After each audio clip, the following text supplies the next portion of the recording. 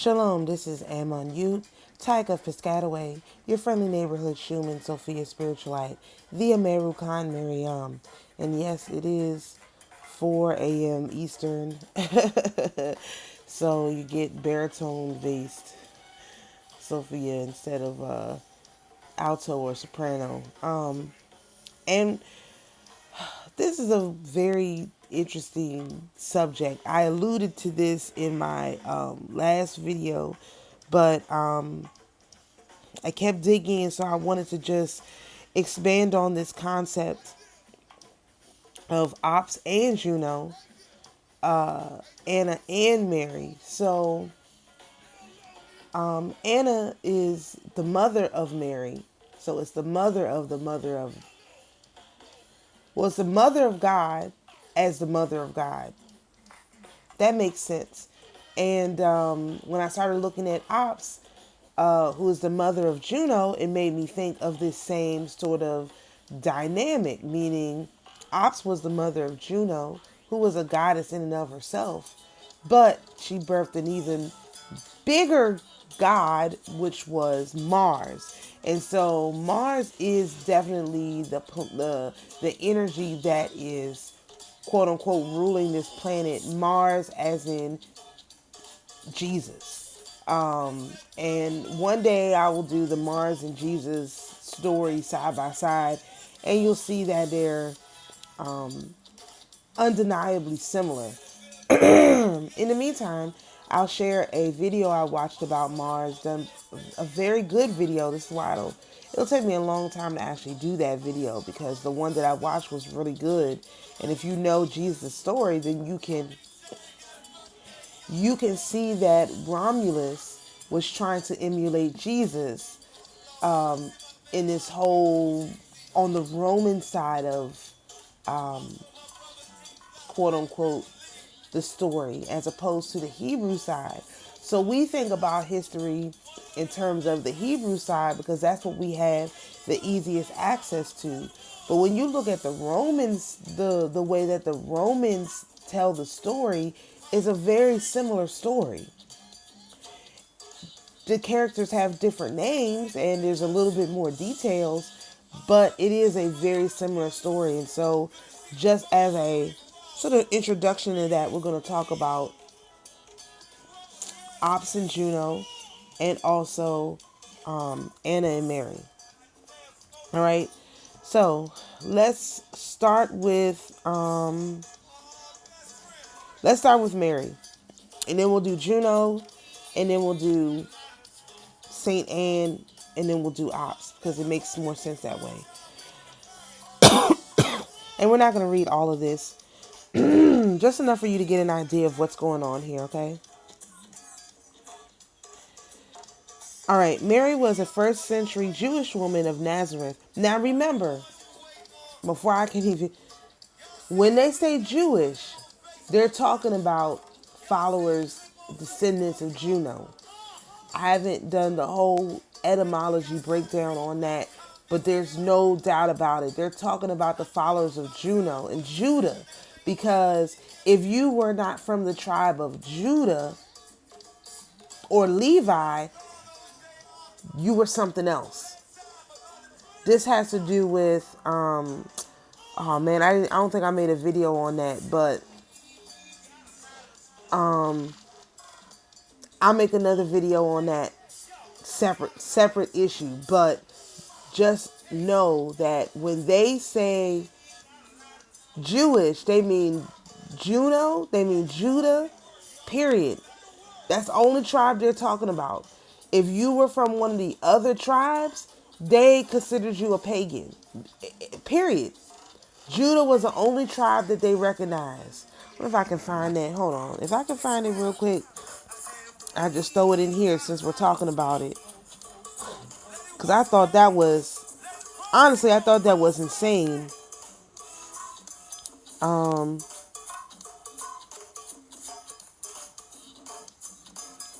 Oh, here it is.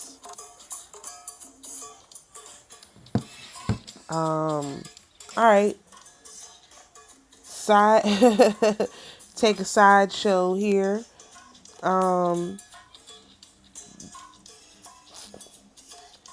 As always, speed me up if I'm going to.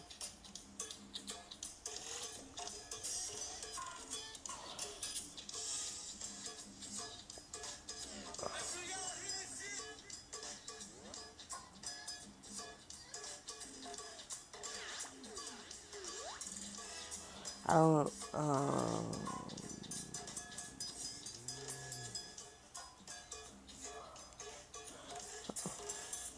Well, let me see.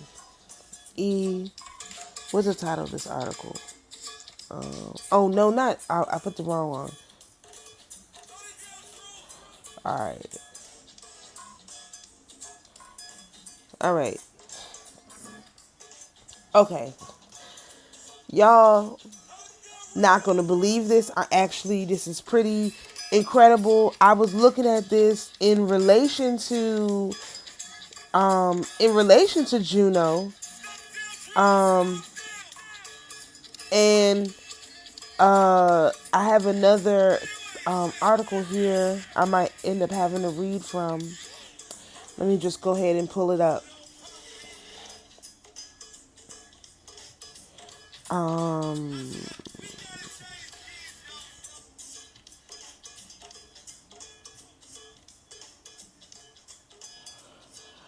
I wasn't intending to go here, but you got to understand this part. You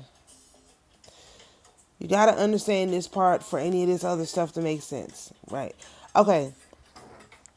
So, this about Issachar. All right.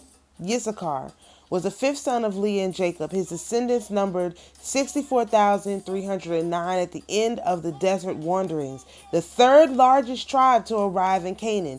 Issachar had started in the first instance with 54,400. They had a gain of 9,900.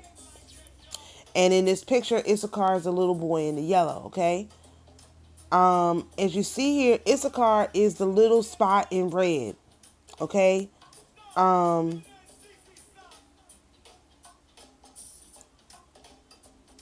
Right? This is real interesting, this is from 12,000 to 10,050 BC, according to the book of Joshua, okay? This is what the area looked like. Now, mind you, you could take this map, pick it up, put it over top of where Lake Michigan is. You could put it, flip it and put it on the Atlantic, flip it and put it on the Pacific, flip it and put it on the Bay of Mexico, whatever that body of water is. You could take this map and flip it and put it in a bunch of different places. You could put it on the Mississippi, obviously. You could put this map anywhere. I just want to say that. Okay. All right. Issachar inhabited, now this is a different map, okay? Issachar inherited land between Mount Tabor and the Jordan River, including much of the fertile valley of Jezreel. Apparently, some of the tribe was saved from the Assyrian exile, and the men of Issachar answered Hezekiah's summons to celebrate Passover in Jerusalem. For being the third largest population, they were given such a small piece of land. It is deceiving, so we'll look at a very ancient map. And this part in the white, that's the part that was given to Issachar, okay? In Jewish tradition, the descendants of Issachar were seen as being dominated by religious scholars and influential proselytism, which is basically people who followed the Bible. Or the Torah or whatever, to the T. In other words, he was easily swayed, meaning somebody could come in, oh, the Torah said this. Oh, it did? Okay, let me go along with that. Oh, the Torah said that. Oh, it did? Let me go along with that. Just like our people. This is why I believe, nobody else has to agree with me, but our people here over on this land, are probably from the tribe of Issachar, not from Judah. Some people are from Judah, obviously, but I believe those ones that are from Judah, specifically the ones who are from Judah, are those free Mekons and the Buleles, okay? Because, and maybe it's the Freemakons, that is Judah, and the Buleles are Levi, and they're using Issachar in the middle. Why would I say that? Let's keep reading. In there's a painting of this. Okay. Chronicles 7, 1 through 5 lists the generations of the tribe of Issachar, totaling 87,000 mighty men of valor. First Chronicles 12 and 32 describes the tribe as men who had understanding of the times, to know what Israel should do. 200 chiefs with all their kinsmen following their counsel. Chronicles was describing each of the 12 tribes' ability to help David at Hebron to transfer Saul's kingship over to David, for they were almighty warriors and they became officers of the army. W.E. Barnes, writing in the Cambridge Bible for schools and colleges, argues that times are opportunities, and the phrase therefore means men of experience, having knowledge of the world. Does that not sound like our people? Wherever we go, we thrive because we have knowledge of the world. This is why I think we're more than likely from the tribe of Issachar. Just by that, the ones who have knowledge and understanding of the world. Now you have some who don't have knowledge and understanding of the world. Like Judah. No offense to Judah. I'm not, this is not to start a tribal war or anything. I'm just saying we got to be clear who we are and where we come from. And I just feel like the ones here are more than likely from, like I said, Issachar. Okay. In classical rabbinical literature, it stated that Issachar was born on 4th of Av and lived 122 years. Hold on, the 4th of Av. I gotta where's my Hebrew? Hold on, I'll tell you when that is. Just made me think. When is the 4th of Av? Hold on. I got my calendar here. Av is the 5th month.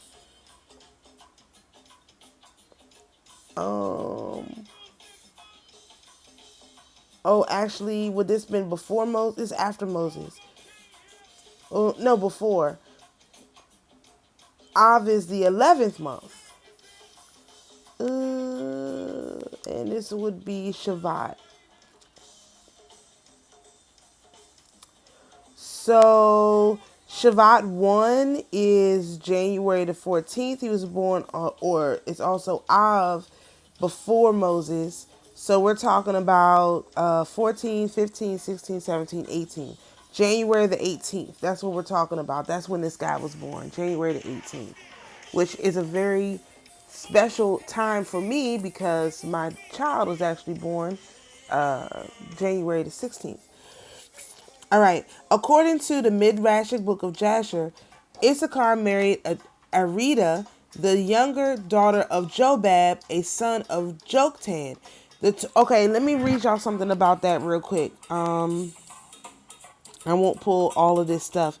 Joktan, this Jobab is not the same Jobab, okay, as Job, which is also called the same one. Joktan, also written as Yoktan, was the second of two sons of Eber mentioned in the Hebrew Bible. He descends from Shem, the son of Noah. So he married a for sure a Shemite. In the book of Genesis 10:25, it reads, "And unto Eber were born two sons. The name of one was Peleg, for his days was the earth divided, and his brother's name was Joktan." Joktan's sons in the order provided in Genesis 10:26-29 were Almodad, Shepleth, Harmazveth, Jerah, Hadroram, Uzal, Dikla, Obal, Abimael, Sheba, Ophir, Havilah, and Jobab. Joktan was first made prince over the children of Shem, just like Nimrod and Phanek were princes over the children of Ham and Japheth. So listen, Nimrod was the prince over Ham. And this would explain this whole Africa thing, right? Anyway, and Phanek was the prince over Japheth, and of course, those are our quote-unquote Middle Eastern brothers. Cousins. All right. In his version, the three princes commanded all persons to bake bricks for the Tower of Babel. However, 12, including several of Joktan's own sons, as well as Abraham and Lot, refused the orders. Joktan smuggles them out of Shinar into the mountains to the annoyance of the other two princes. So I just wanted to bring that up because, and so the Jobab that they're talking about, hold on, let's see. It's Jobab that's one of these ones that's closer to, not one of the ones that's, Job in the Bible is kin to,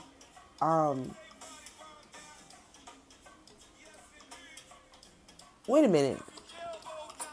Hold on. I forgot what it said. Hold on one second. We won't get this story correct. If I have to do this, good Lord, I may as well get it right.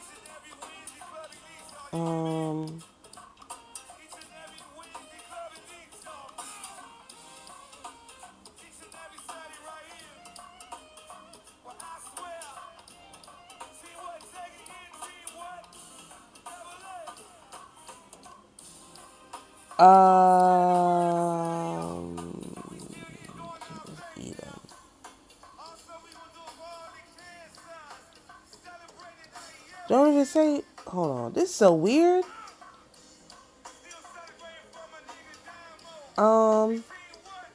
Anyway, that's just to say people had a lot of the same names. Just like so many people are named Michael, so many people are named, Chris,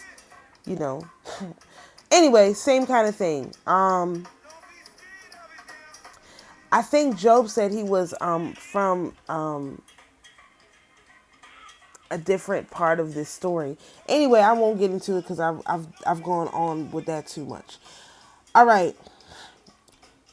Now listen to this. Okay, anyway, the Torah. The Torah states that Issachar had 4 sons who were born in Canaan and migrated with him into Egypt, with their descendants remaining there until the Exodus. The Midrashic book of Jasher portrays Issachar as somewhat pragmatic due to strong effort in being more learned, less involved with other matters, which led him to such actions like taking a feeble part in military campaigns involving his brothers, and generally residing in strongly fortified cities, depending on his brother Zebulon's financial support in return for a share in the spiritual reward he gains. And you may be thinking, what does that mean? Meaning, Issachar is the one who received the spiritual inheritance. And as a result of this spiritual inheritance received by Issachar, he used that spiritual inheritance to take care of himself by having Zebulon, his brother, support him. The tribe of Zebulon supported him and what he was doing because of the spiritual inheritance Zebulon received as a result. I'm telling you, this stuff is crazy. Listen, Jacob's blessing for Issachar was that Issachar is a strong-boned donkey. He rests between two boundaries. He saw tranquility that it is good, and the land that it is pleasant. Yet he bent his shoulder to bear and became an indentured laborer. Rashi said that the simile of a strong-boned donkey refers to Issachar's spiritual role as the bearer of the yoke of the Torah and the cultivator of the spiritual treasures of the people. The Talmud, I'm going to go into the yoke in a minute. That's why I already pulled it up. The Talmud argues that Issachar's description in the blessing of Jacob, Issachar is as strong as lying down between two burdens. He saw that settled life was good and the land was pleasant, and bowed his shoulder to bear and became servant unto tribute. It is a reference to the religious scholarship of the tribe of Issachar, though scholars feel that it may more simply be a literal interpretation of Issachar's name, but no. Now, this is what I mean. The Assyrian captivity period, listen, this is why I said there's Judah and then there's the rest of Israel.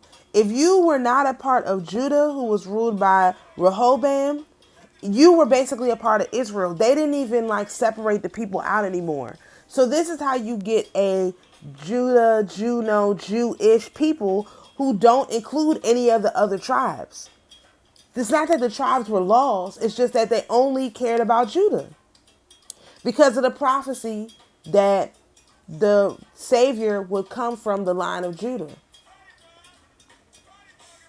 So they thought it was only important to maintain Judah's land separately. Everyone else, and because they kept being exiled and all of this stuff, and round and round and round. Judah is the only one that kept their own quote unquote God, right? Okay. A rebellion had taken place led by Jeroboam when King Solomon had died in 920 BCE, when the king's son, Rehoboam, inherited kingship. Israel was then called the Kingdom of Samaria. The Kingdom of Samaria, like the Samaritans? Who are the Samaritans? This is why this stuff is important.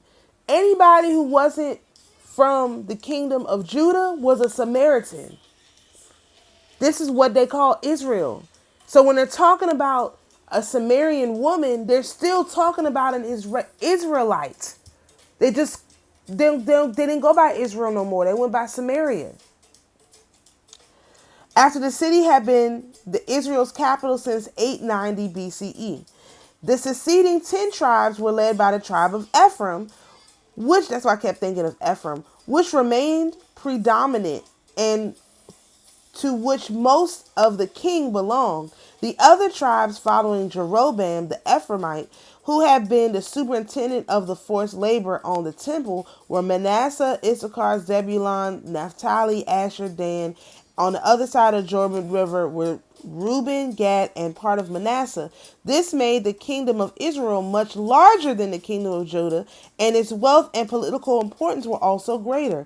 Issachar and Zebulun were the two youngest sons out of the 6 sons of Leah who followed an Ephraimite. Jeroboam I ruled Israel from 930 to 910 as an Ephraimite. Rehoboam ruled Judah from 933 to 917 BCN, son of Solomon and his Ammonite wife Naamah. He was a Judean. So he was a Judite. Right? Because he came from David, from Solomon. So just keep this in your mind. Now let's look at what yoke means, because as we see the blessing, Issachar is a strong ass lying between two burdens. He saw that settled life was good and the land was pleasant and bowed his shoulder to bear and became servant unto tribute. Okay, let's look at what the term yoke means. Y'all about to lose it. And then we'll go on for the rest of the video because this is crazy. Okay, in the Bible, the yoke was usually made from a circular wooden halter which was placed on the animal's neck and harnessed to a plow, cart, or other vehicle.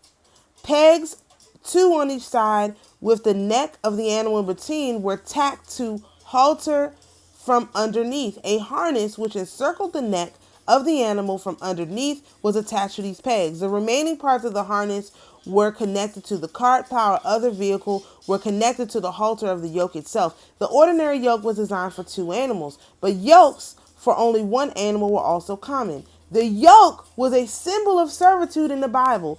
So literally they say that Issachar was the one who was to serve. This is why they treat Black Americans the way that they do. All the other quote unquote Black people around the planet. Because they say, oh, that's Issachar. They think that they're Judah. They think that they're this. They think that they're that. No. That's Issachar. They're designed to serve. Keep listening. The yoke was a symbol of servitude in the Bible. In order to emphasize the weight of oppression, the yoke is sometimes described as of iron. It is also a symbol of the burden of slavery and taxes upon the people. This is why they came to this land and enslaved our people. Not that there wasn't slavery other places. I'm not saying that. But this is why they specifically put the people here under slavery. Reclassified us from Hebrews to to Hebrews to Indians to Negroes. This kept reclassifying us so that we would never figure this part out. It was also a symbol of the burden of slavery or taxes. Again, this whole issue of the taxes is everywhere upon the people. While freedom from oppression was described in poetic and prophetic literature as the breaking of the yoke. This is why they never want our people here on this land to be free. Not that there's not slavery. I'm not saying that. I'm talking about Native Americans, black, copper-colored people to this land. That's what I'm talking about. Though I don't represent nobody else, so I can't talk about nobody else. But for the copper-colored natives of this land, this is why they don't want us to break free. Because we are the symbol of slavery and taxes. That's what we symbolize. Slavery and taxes. That's what they saw us as. Slaves and taxable entities. I heard something the other day. People were talking about the time of Reconstruction. And what I heard was, and I knew this, but now it hits a little bit differently. The people, when they came out of slavery and they started having jobs because they had to be paid wages, before they even received their wages, they had to pay taxes. Before the taxes were taken out of their wages before they received them. So they went from being the slaves, the physical slaves, to being taxed on their money, so much so that they didn't even receive their money until afterwards. After the tax had been levied, then they received their money. You know how insane?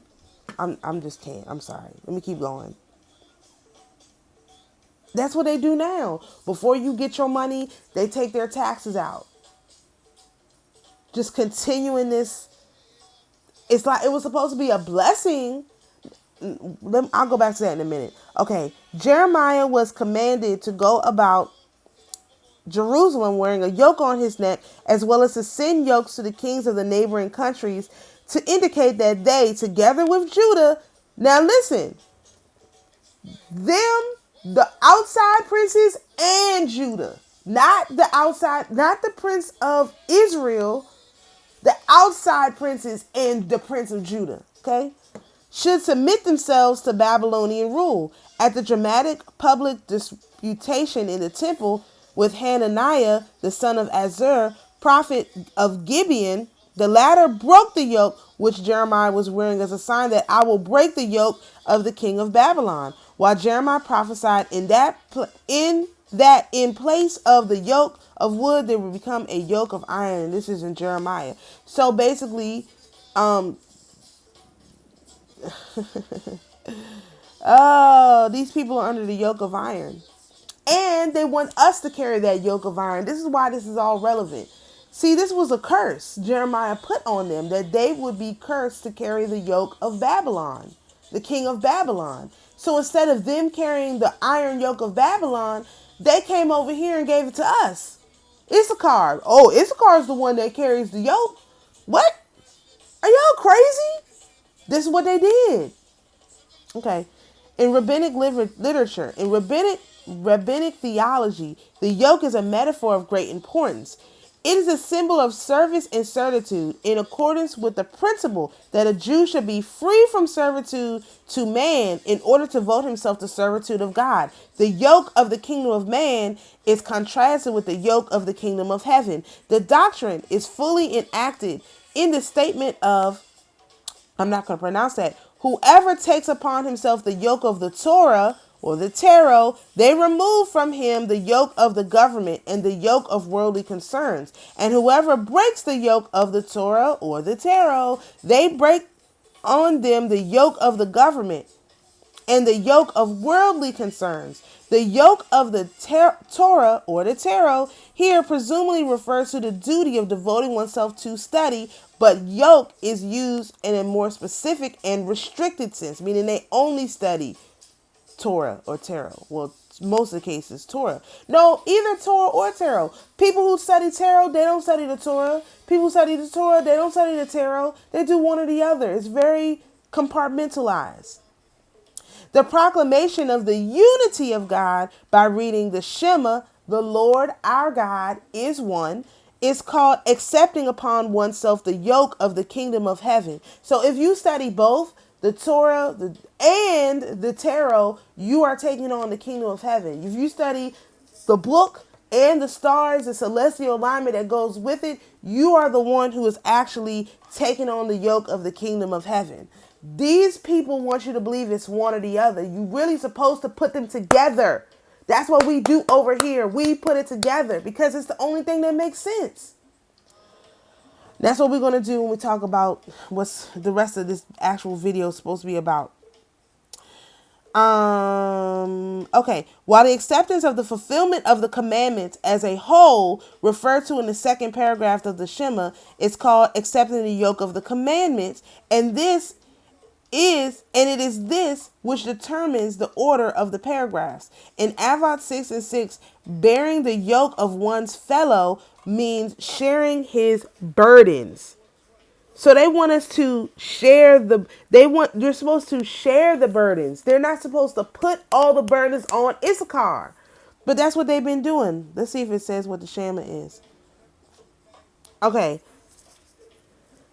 Hear, O Israel, the Lord our God, the Lord is one. The Lord is our God. The Lord is one. Shema Yisrael Elohu. This statement affirms the unity of God is recited daily along in their liturgy, okay? The Lord is our God and the Lord is one. All right, so let's look at this oneness. Let's look at Mary. All right. Back to Mary. So I couldn't even get through the first sentence. Okay. Mary was a first century Jewish woman of Nazareth, the wife of Joseph and the mother of Jesus. She's a central figure of Christianity, venerated under various titles such as the Virgin or Queen. Very important. Many of them mentioned in the Litany of Loreto, the Eastern and Oriental Orthodox, Church of the East, Catholic, Anglican, Lutheran churches believe that Mary, as mother of Jesus, is the mother of God. Other Protestant views on Mary vary, with some having lesser status. The Synoptic Gospels name Mary as the mother of Jesus. The Gospel of Matthew and Luke describe Mary as a virgin who was chosen by God to conceive Jesus through the Holy Spirit. After giving birth to Jesus in Bethlehem, she raised him in the city of Nazareth in Galilee and was in Jerusalem at his crucifixion and with the apostles after his ascension. Although her later life is not accounted in the Bible, Catholic and Eastern Christian tradition, talking about Orthodox, believe that her body was raised into heaven at the end of her earthly life, which is known in Western Christianity as the Assumption of Mary, and in Eastern Christianity, the Dormition of the Mother of God. Mary has been venerated since early Christianity and often considered the holiest and greatest saint. There is a certain diversity in the Mariology and devotional practices of Christian religions. Catholic Church holds distinctive Marian dogmas, namely her Immaculate Conception and her Assumption into heaven. Many Protestants minimize Mary's role based on the lack of biblical support for any beliefs other than her status as Mother of God and the virgin birth. She is mentioned numerous times in the Quran, including a chapter named after her, and has the highest position in Islam among all women. Okay, so Christianity, Judaism, Islam, three major religions. Mary is a top dog. They don't say so in Judaism, but there's no way for her not to be a top dog because they're named Jews after Juno, and Juno is Mary. So they could say that they don't, but it's not possible. Okay. Anyway, let me just keep going. The multiple forms of Marian devotions include various prayers and hymns, the celebration of several Marian feast days and liturgy, the veneration of icon images and relics. The construction of churches dedicated to Mary, pilgrimages to Marian shrines, many Marian apparitions and miracles attributed to her intercession have been reported by believers over the centuries. She has been a traditional subject in arts, notably in Byzantine art, medieval art, and Renaissance art. Okay, we're not going to go through these titles. We are going to talk about this, maybe. I just read this in Christianity. I'm not going to read all of it. No. We need the titles. Okay. In Christianity, Mary is commonly referred to as the Virgin Mary, in accordance with the belief that the Holy Spirit impregnated her, thereby conceiving her firstborn Jesus miraculously without sexual relations with her betrothed Joseph until her son Jesus was born. The word until has inspired considerable analysis on whether Joseph and Mary produced siblings after the birth of Jesus or not. Among her many names and titles are the Blessed Virgin Mary, Saint Mary, the Mother of God, the Theotokos, Our Lady, Queen of Heaven. The title Queen of Heaven previously been used as an epithet for a number of ancient sky goddesses such as Ninana, Astarte, Ishtar, Ashtoreth, Canaanite sky goddesses worshipped during the Hebrew prophet Jeremiah's lifetime. Titles in use vary among Lutherans, Protestants, as well as Mormons, Catholics, and other Christians. Three main titles used by the Orthodox are the Theotokos, Apathinos, which means ever virgin, as confirmed in the Second Council of Constantinople, and Panagia, meaning all holy. Catholics use a variety of titles for Mary. The title Theotokos, which means God bearer, was recognized in the Council of Ephesus in 431. The direct equivalents of the title in Latin are Dei and Dei. That's funny. Dei para and Dei genetrix. Although the phrase more often loosely translated into Latin as Mater Dei, Mother of God, with similar patterns for other languages used in the Latin Church. However, this same phrase in Greek is abbreviated MPOY, an indication commonly attached to her image in the icons. The council stated that the church fathers did not hesitate to speak of the Holy Virgin as the Mother of God. Some Marian titles have scriptural basis. For example, the title Queen Mother has been given to Mary, as she was the mother of Jesus, sometimes referred to as the King of Kings, due to his ancestral descent from King David. This is also based on the Hebrew tradition that the Queen Mother, the Gebira or Great Lady. Other titles have arisen from reported miracles, special appeals, and occasions calling on Mary. Okay, let's look at Juno. All right, Juno was an ancient Roman goddess, the protector of the special council, the protector and special counselor of the state. She is equated to Hera, queen of the gods in the Greek mythology, and a goddess of love and marriage, a daughter of Saturn and Ops, which Ops is the mother. So Saturn is the masculine form, Ops is the feminine form. Jupiter is the masculine form, Shem. Juno is the feminine form, Zedekiah, Gaira, Zedek. Okay? This is how this works. Their masculine and their feminine forms is together because the Lord our God is one. The God we worship is one God. Every masculine side got a feminine side. Every feminine side got a masculine side. They together. All right, I'm going to keep going. She was a sister and wife of Jupiter and the mother of Mars, Vulcan, Bellona, and Juventus. We haven't even gotten to Vulcan, Bellona, Juventus. We just basically stick with Mars. Like Hera, her sacred animal was the peacock. Her Etruscan, I can never pronounce that word, counterpart was Uni, and she was said to also watch over the women of Rome. As a patron goddess of Rome and the Roman Empire, Juno was called Regina, or Queen, was a member of the Capitoline triad, the Juno Capitolina, centered at the Capitoline Hill, like Capitol Hill in DC, in Rome, and it's also including Jupiter, Minerva, goddess of wisdom. And Minerva is another whole issue we'll probably have to get into. Juno's own warlike aspect among the Romans is apparent in her attire. Oh, I ate a flower.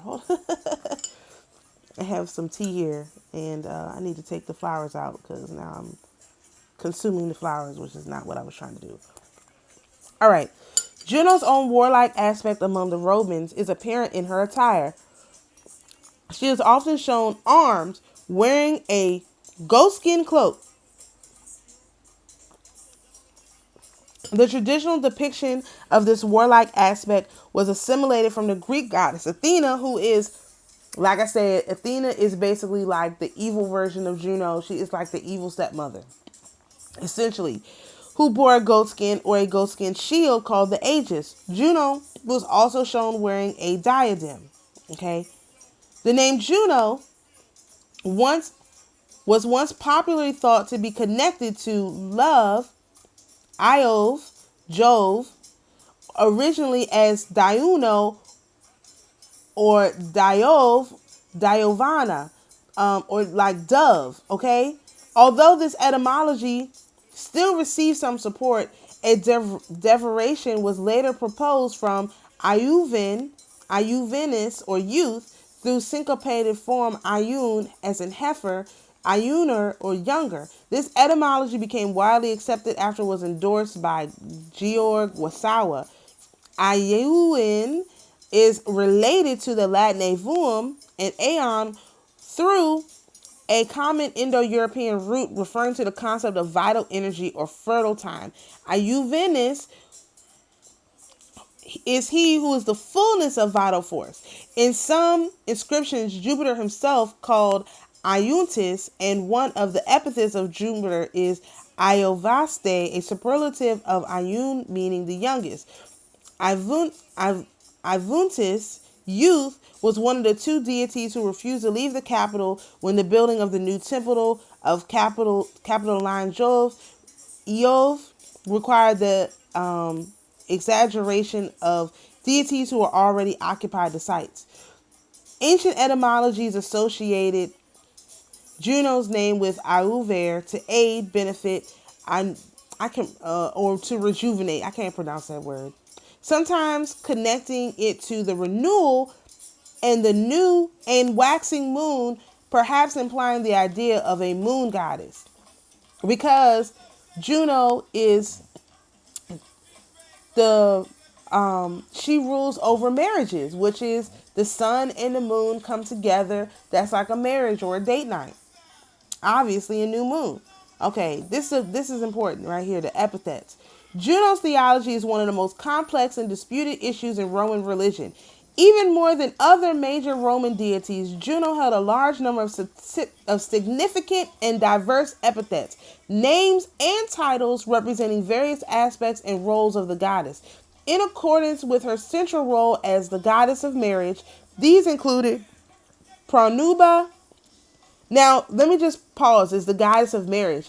If you remember from the book of remembrance of Melchizedek, Geira, or Zedekiah was literally, she was the one who was talking to them about what marriage meant, what it's supposed to look like, what the union with the Er Kadeshi is supposed to look like, what unions with the men are supposed to. She is the one who really laid the foundation for that.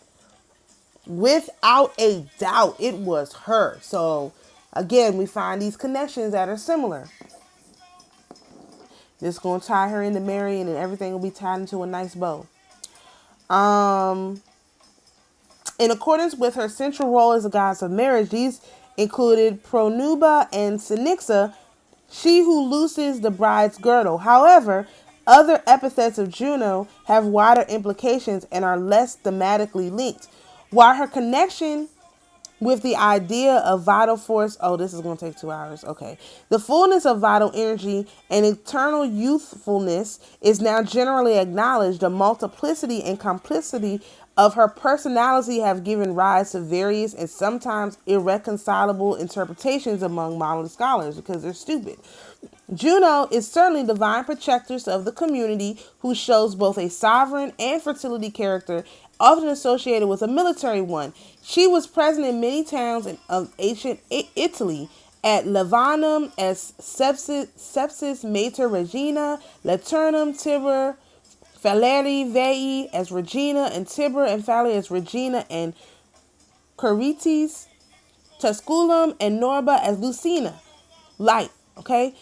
She is also attested at Praeneste, Arisa, Ardea, and Gabi. In 5 Latin towns, a month were named after Juno.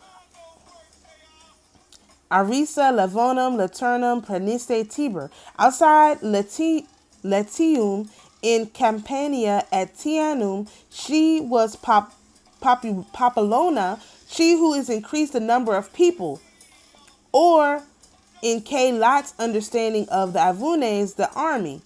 Okay, so they use Juno to build up their armies. One of the names, one of the icons, this is the icon I have of Mother Mary, is multiplier of wheat. Multiplier of people. It's, anyway, let me just. In Umbria, at Pisarium Lucina, at Taventum in Samnium Regina, and Pisarium Regina Matrona, at Acernia in Samnium Regina Papillona. So she got a lot of Regina names too. So she has Mother Regina, Mater Regina, Regina Papillona, Regina Matrona, Papillona. She's got all these different names. Like, these are literally all the names. When they say, when you hear Regina, they're talking about Juno. So that's a whole nother level of this matrix. In Rome, since she was the most ancient time. In Rome, she was since the most ancient times named Lucina, Mater, and Regina. It is debated whether she is also known as Choristes before the evocatio of the Juno of Faleri. This seems probable. Other epithets that were in use in Rome include Moneta and Caprotina, Tutula, Flunia, Fluvonia, Februalis. Oh, February. I said she's connected with February. February is named after Juno. January is named after Juno. February is named after Juno. And look at all of these names. Mater, May. Then you have Juno, June. July, Juno. August, only we haven't seen is August. August, September.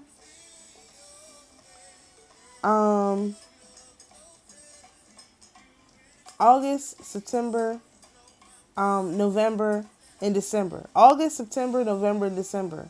October. August, September, October, November, December. The whole January, February, March, Mater, March, April, Aricia,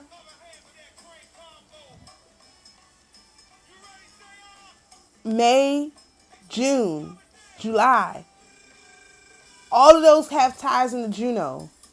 So when they say, oh, the calendar is named after rapists and all of that, you just heard me butcher all of these names, right? You could go, this is just Wikipedia. I'm not on no special page doing no heavy research. I'm just on Wikipedia. Listen, 5 Latin towns a month were named after Juno. Okay. All right. Moneta. Okay. Februalis The last one's associated with the rites of purification and fertility of February. This is where you get the Groundhog Day. This is where you get spring cleaning, where people start to clean out and get prepared for the upcoming year. This is where you get this from, okay? Her various epithets thus show a complex of mutually interrelated functions that in the view of these guys, can be traced back to Indo-European trifunctional ideology. As Regina and Moneta, she is a sovereign deity.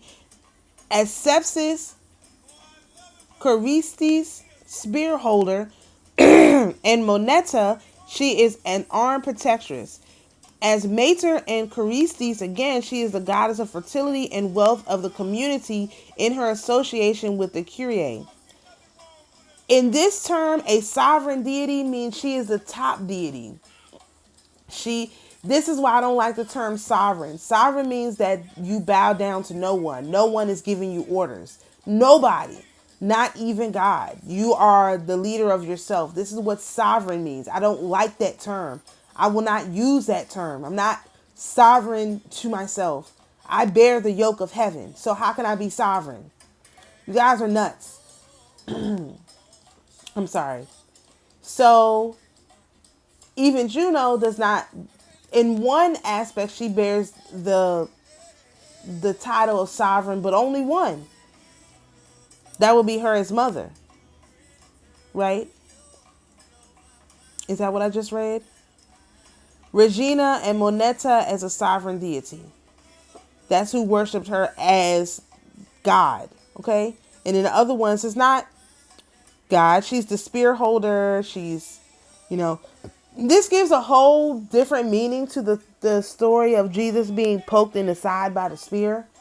You know what I mean? Imagine the spear goddess, Juno, giving permission to Longinus to pierce the side of her physical son in the form of Mary.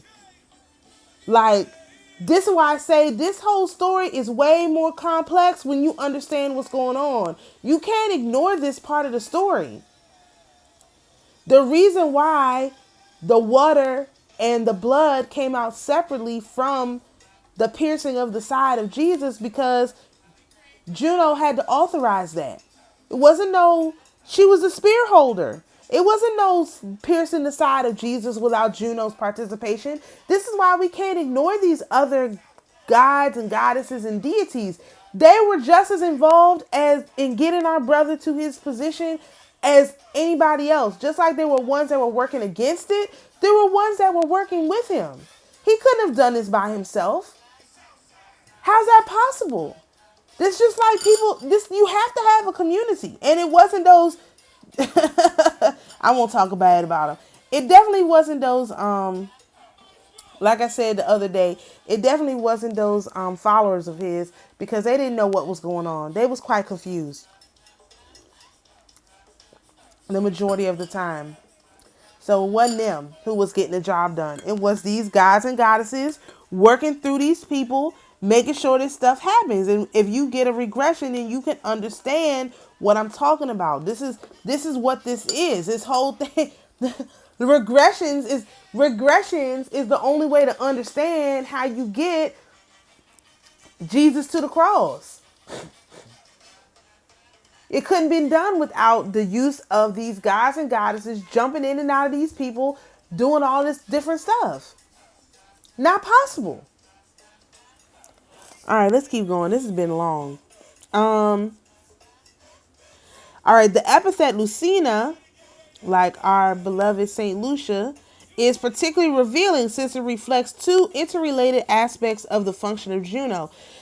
Cyclical renewal of time in the waning and waxing of the moon, and protection of delivery and birth, as she who brings light to the newborn, vigor, vital force. The ancient called her Covella in her function of helper in the labors of the new moon, the birthing of the new moon. That The view that she was also a moon goddess, though, is no longer accepted by scholars. Boo to these scholars. Such a role belongs to Diana Lucifera. Obviously, Juno is Diana. I mean, I don't know how else you can. That's another one of her forms. Although, though her association with the moon, she governed the feminine physiological functions, menstrual cycle, and pregnancy. As a rule, all lunar deities are deities of childbirth. These aspects of Juno mark the heavenly and worldly sides of her function. She is thus associated the heavenly and worldly sides of her function. That's what the Theotokos, Mother Mary, is. On the heavenly side, she carried in her womb the Savior. She carried in her womb God. And on the earthly side, she then had to care for that which she carried in her body. This is a expanded version of this story. It's telling it's the physical manifestation of Juno as the goddess. That particular story. This is why it's important to be able to make these connections. Then you can see that. Because what is the moon at the new moon? What happens? You have the moon go dark, right? In a new moon, the moon goes dark because it is covered by the sun. And so not only is it a rebirth of the moon, it's also a rebirth of the sun. It's both. When you become a mother, you become a new person. But the child is also a new person. You become new creatures together in sync. As you become more of a mother, the child becomes more of a god or a man or the son. It happens simultaneously. All right. She is thus associated to all beginnings, and hers are the calendra. What?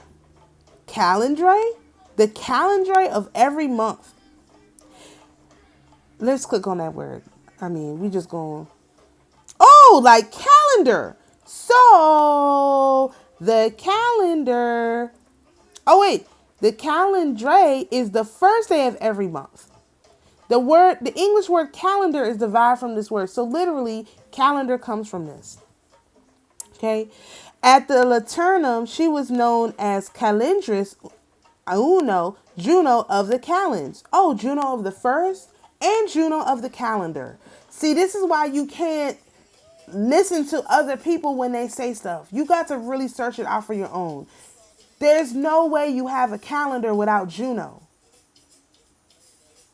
It's required. She is the calendar. She is the timekeeper. She is time. There's no time without a calendar. Time doesn't exist without a way to mark it. So if you're wondering who the god of time is, that's Juno, not Janus.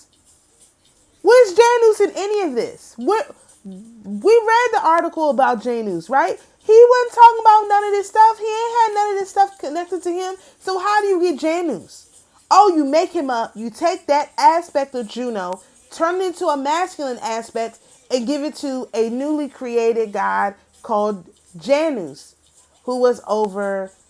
There's multiple layers of this, because even they say they don't know where she came from. So Rome, the Roman Empire, quote unquote, bought her in from somewhere. They just don't know from where. Obviously, it's my belief that this is one of those quote unquote Sumerian gods. Oh, Sumerian just means the rest of Israel. That's not Judah. All of Israel except for Judah. So Sumerian is one of the gods of Judah. I mean, Israel, that's not Judah. So this is not one of the bad ones. This is one of the ones that's acceptable. You got to understand what's going on. It's a whole lot that they leave out. That's why they just say Lord, God, whatever. You got to look and figure out which version of the Lord they're talking about. And since they just lied, You have to actually know this history in order to figure out what's going on. So when they're talking related anything related to time, you're talking about Juno. Also, when they talk about battles as the spear holder, you're also talking about Juno. If you're talking about census and multiplying people, you're also talking about Juno.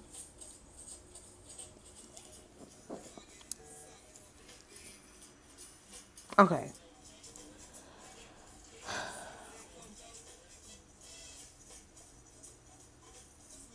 At Rome, on the calends of every month, the Pontifex Minor invoked her under the epithet Covella, when from the Curia Calabra he announced the date of the none. On the same day, Regina Sacrorum sacrificed to Juno a white sow or lamb in the Regia. She is closely associated with Janus, the god of passages and beginnings, who after her is often named Ioneus. So Janus is named after Juno. So how can it be? Listen, Janus is named after Juno. So how can Janus be January when Janus is named after Juno?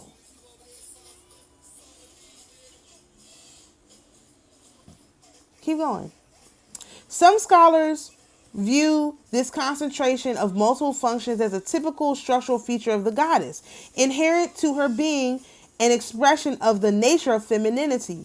Although others, prefer to dismiss her aspects of femininity and fertility and stress only her quality of being the spirit of youthfulness, liveliness, and strength, regardless of sexual connections, which would then change according to circumstances. Thus, in men, she incarnates as the Ayuvenes, a word used to designate soldiers, hence resulting in a tutelary deity of the sovereignty of peoples.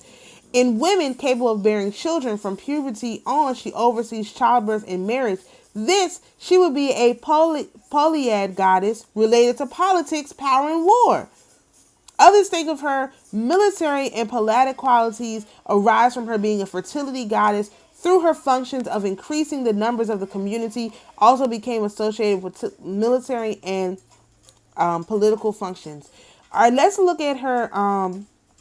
Listen, all of that is true. That is what our mother is. She's over us. She's a tutelary deity of sovereignty. She's a tutelary deity of politics, power, and war, of childbirth and marriage, of military function. She's all of that. Our mother is all of that. Our sister is all of that. All of it. Not a piece. And you're not going to ignore all of who she is. That's what they want. They want us to only follow one part of her instead of going into all of who she is. So we're not going to read all of these names. I'm going to go down to festivals real quick. Let's see. Yeah.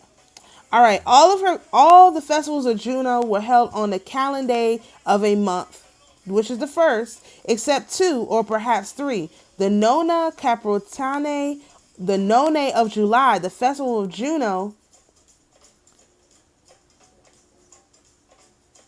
The festival of Juno Capitolina on September 13th, because the date of these two were determined by the preeminence of Jupiter. Perhaps a second festival of Juno Moneta was held on October 10th. Y'all should recognize these days. October 10th, remember, that was the day that our sister got active. Because remember, that was the day that if you don't remember, October the 10th, 2023 was the day that one of the last survivors from the Tulsa race riots passed away. And that was the day that she got active, for real, in real life. And I believe that was, let me see what the moon was on that day. Give me a second. I can't remember off the top of my head. What are we looking for? October 23. That was just before the new moon. That was within 3 days of the new moon, and that was just after these people started their war. So they were also calling on Juno, believe it or not. All right. That was the date of the dedication of her temple. This fact reflects strict association of the goddess with the beginning of each lunar month. Every year on the 1st of March, women held a festival in honor of Juno Lucina called Matronalia. Lucina was an epithet for Juno as she who brings children into light. On this day, lambs and cattle were sacrificed in her honor in the temple of the sacred grove on the Cispus. And we'll be fasting on her day. The second festival was devoted to Juno Moneta on June 1st. After this was the festival of Nona Caprotine, the nones of the wild fig, held on July 7th, real close to our July 4th, right? The festival and 7/7 last year was a big day.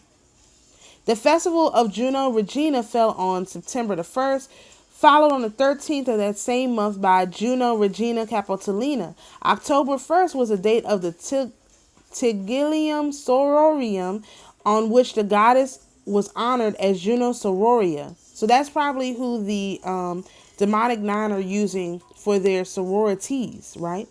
The last of her yearly festivals was that of Juno Sospita on February the 1st.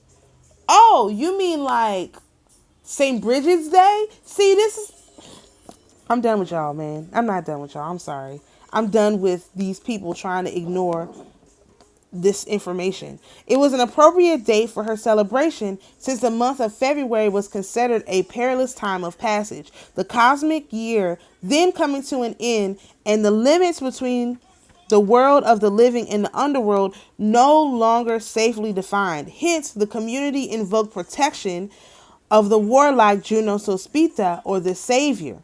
Juno is the patroness of marriage, and many people believe the most favorable time to marry is June, the month named after the goddess. No, it's a bunch of months named after her. The whole calendar is named after her. All right, so now before we talk about ops, let's talk about Saint Anne. Now, again, I hope there's not a doubt in anybody's mind, the connection of Juno to Mother Mary. If you read some more about Mary from the Orthodox tradition, I didn't want to go into all of that because this video is already going to be long enough. You will see more connections to the stories that they tell. Look at some of her icons. I'll post some of Mary's icons today so you can see. Look at some of her icons. You can clearly see these are pictures of the stories of Juno. So, Mother Mary, Juno, the same characteristics, which means that Juno is one of the goddesses that Mother Mary was carrying around. If that makes sense to people, we all carry around gods and goddesses. Mary was a tool of the goddess Juno. Okay, if that makes sense to y'all. Now, let's talk about Saint Anne and Ops, because this is also very, very important. According to the Apocrypha, as well as Christian and Islamic tradition, Saint Anne was the mother of Mary, the wife of Joachim, and the maternal grandmother of Jesus. Mary's mother is not named in the Bible's canonical Gospels. In writing, Anne's name and that of her husband Joachim come from the New Testament Apocrypha of the Gospel of James, which was written around 150 AD, seems to be the earliest that mentions them. The mother of Mary is mentioned but not named in the Quran. Okay, in Christian tradition, this story is similar to that of Samuel. Now, here's the problem with this.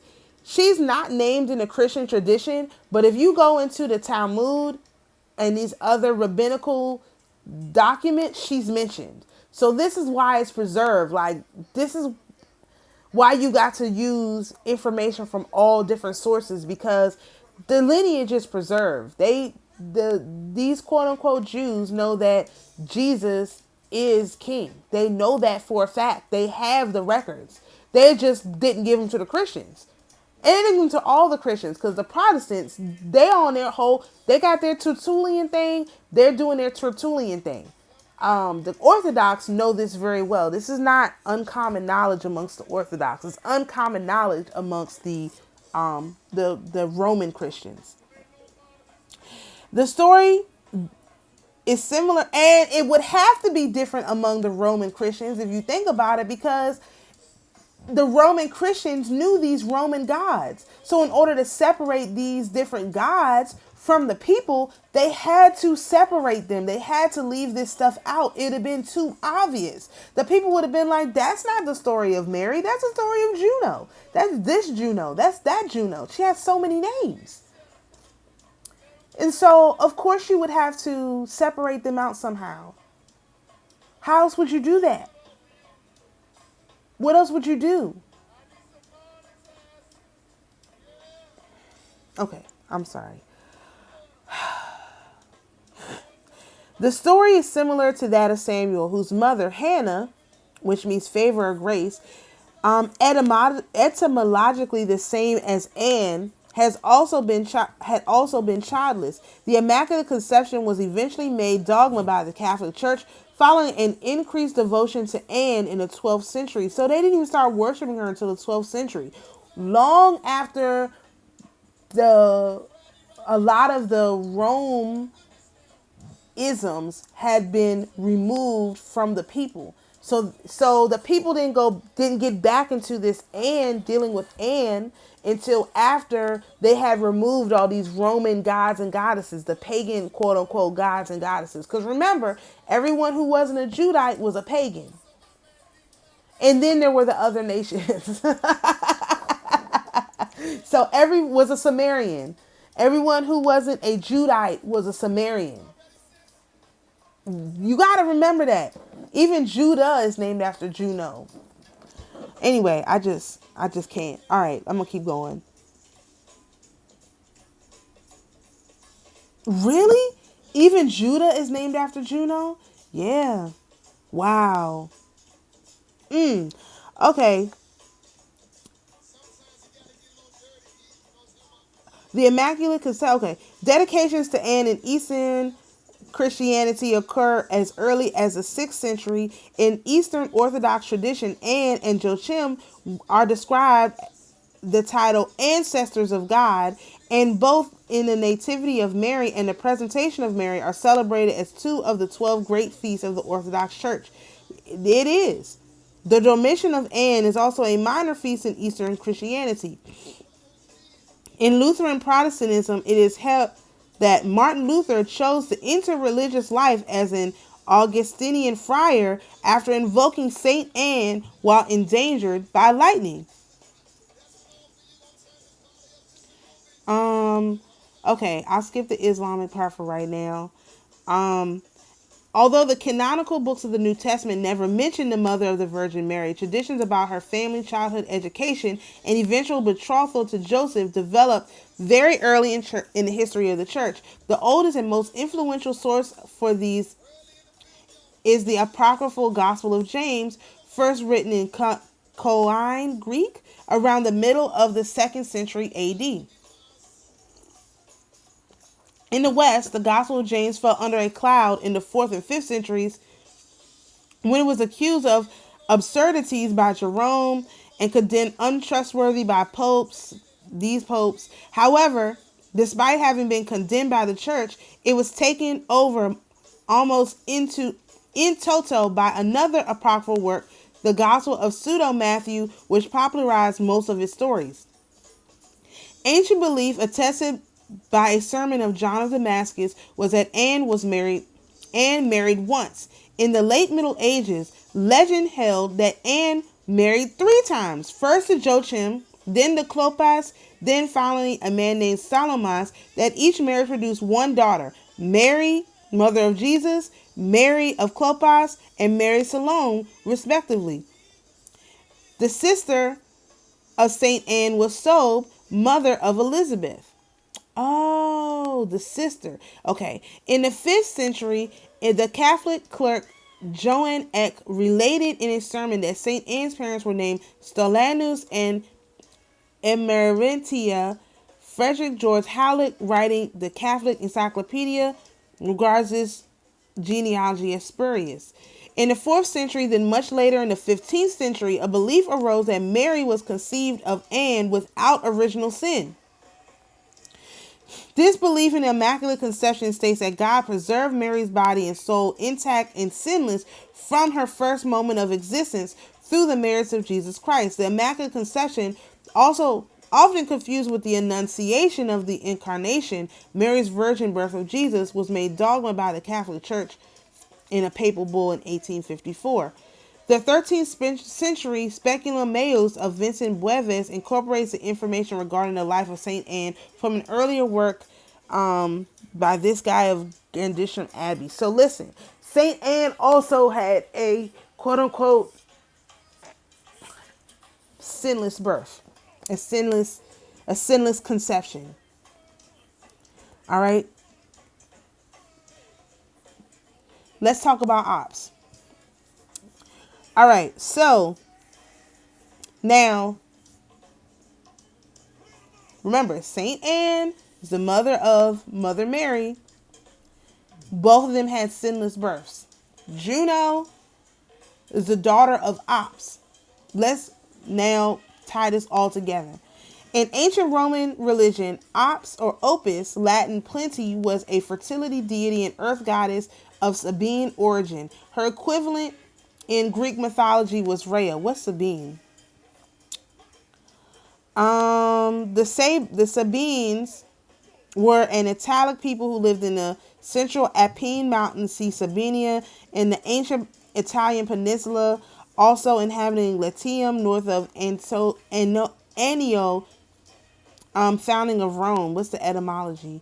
The Sabines derived directly from the ancient Umbrians and belong to the same ethnic groups of the Samnites and the Sabelli, as attested by the common ethnonyms of Cephalinus and by the toponyms Saphin and Safina. The Indo-European root Sab evolved into the word Saphin, which came Saphin, from Saphin, Sabinus, Sabellus, Saminis.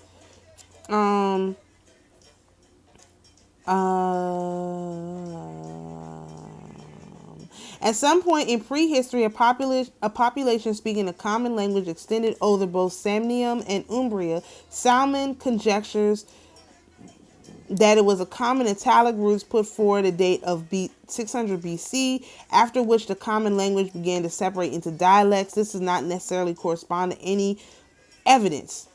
All right. The linguist carries etymology somewhat further back, conjuring that the A was altered from an O in some prehistoric residents of Ilaria. He derives the name from an O grade extension, Swobo of an extended E grade, Swebo of the positive adjective. See, we, the reflexive pronoun, see oneself as self. The result is a set of Indo-European tribal names, if not the endonym of Indo-Europeans. Germanic Sube, Seminones, oh, like the Seminoles?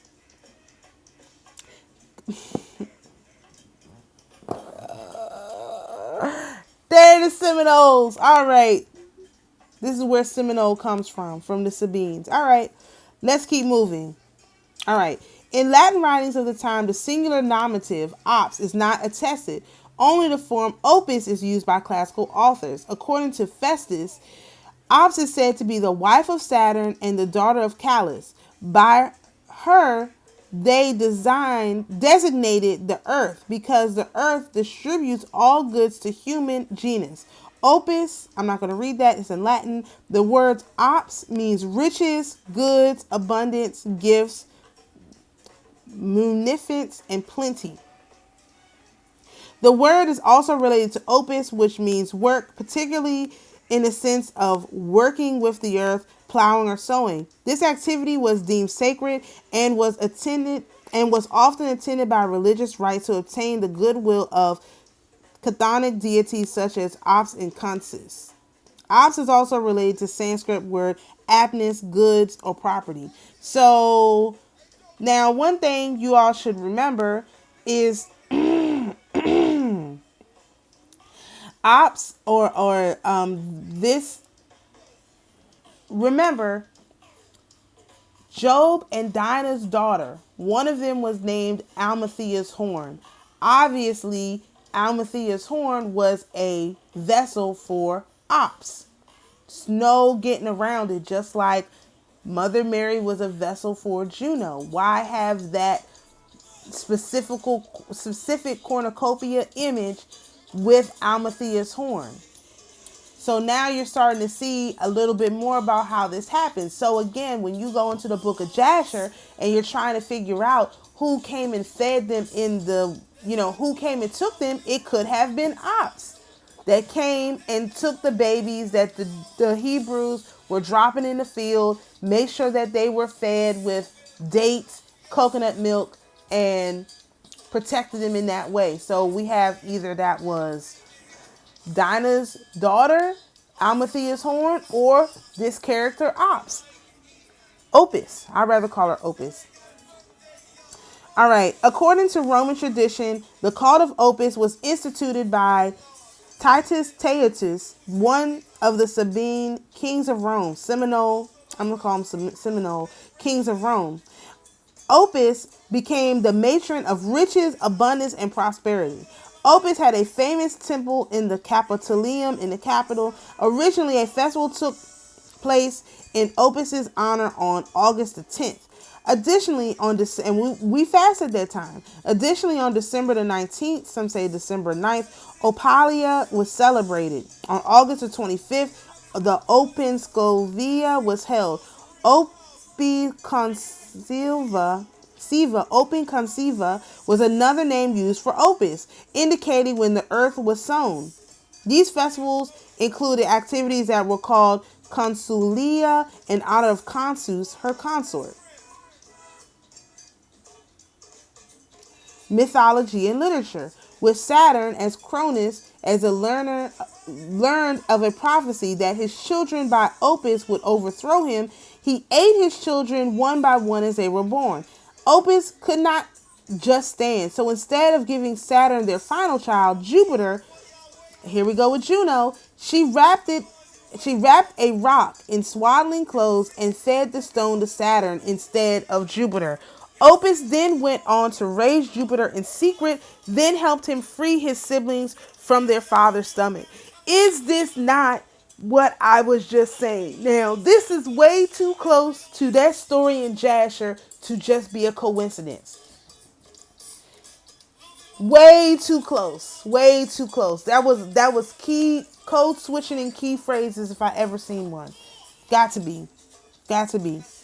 She is remembered in De Mulieribus Claris, a collection of biographies of historical and mythological women by the Florentine author Giovanni Bocciazzo, composed in 1361 to 1362. So that's all it says about her. So, let's try to wrap this up. All right. So in summary, the native people on the copper colored people from America, a lot of us are from the tribe of Issachar. Okay.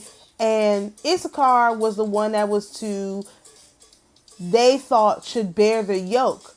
But instead of bearing the spiritual yoke of heaven, they being the Judites, tried to transfer that spiritual yoke of heaven for a physical yoke of iron. And that is what the struggle is right now, for us to free ourselves from the yoke of iron placed on us by the Judites, who called us Sumerians instead of Israel, and totally disregarded us as a people because they were the ones who were to birth the Savior, and so they didn't care about the rest of the tribes. That's one part of this. You have Mary and Juno, who share very, very similar traits and characteristics throughout the mythology and throughout the iconography. So much so that it's impossible not to see Mary's iconography in Juno and Juno's iconography in Mary. Ops and Anna, both as the mother of Jupiter and Juno, and Anna as the mother of Mary, were also both seen as this mother figure who went out of their way to protect their daughters or their children. You additionally have Ops with this iconography of the cornucopia, which ties into Almathea's horn, and Dinah as the 7th child and the 13th child respectively. So you have Ops tied into that Dinah mythology as well. And you have it tied into the mythology of the saving of Israel through the use of stones, which is what she used to save her quote unquote son Jupiter and Juno. So there's a lot going on. That's a lot to process. I'm not going to add any more to that, but this is not the end of the story by far, but this is enough to get your mind looking at the similarities between these different individuals, these different mythologies, and start to get an idea of what they mean. So if we know that the Sabines are really the Seminoles, we got a lot more of the story now. That I wasn't expecting to find that. So we can start tying this stuff to our tribes on our land here in America. You know, not disrespecting anybody who's not from here. I just can't speak for y'all because I'm from this land. I got to do my own thing. I got to figure out who I am. I can't worry about everybody else. The Judites and all the rest of y'all can figure out who y'all are. Just look it up. You got a lot of information here you can go to. I got to figure out who my people are. I mean, I know who my people are, but I got to figure out my stories for my people on my land. Everybody got to figure out their own thing, you know? And so we'll continue to tie this story up together, but should we be paying more close attention to Ops and Juno's feast days? Abso-freaking-lutely. And you know that's going on to my list of stuff to look at, because we can probably gain a lot of information from that particular aspect. So I hope this video meets everyone well. I hope it wasn't too disjointed, that no one understands what I was talking about, because I did go over a lot of information really fast. I wasn't anticipating this, but sometimes you got to do what you got to do. The new moon video is already out, so make sure you get the full moon video is already out. Please make sure you get yourself ready for that. It's a lot of energy is already starting to come in. And of course, I just pray that Juno and Opus, that just like Anna and Mother Mary, work with us, because we are seeking, we are seekers, we want to understand, and we need an opportunity to show ourselves worthy. Just like we needed an opportunity to show ourselves worthy with our brother, which we did. So this is all just a part of the process of regaining our kingdom. It's knowing, hey, how do you get this done? Who do you ask when you need this? Who do you ask when you need that? What are the feast days of the mother? That's a question I've been asking for almost 2 years now. I want to know so that I can properly acknowledge the mother on those days. You're not going to, mess me up, with all of that crap that everybody else be talking about. Let me get my own understanding, and I'll share it with y'all so that y'all can have an understanding too. This ain't no, it's a community. We have a community here. We have a community. It's really important. So hopefully this triggered some Bible stories for y'all. And, we'll be talking again about this probably sooner than later. So shalom, everyone. We'll see you in the next video.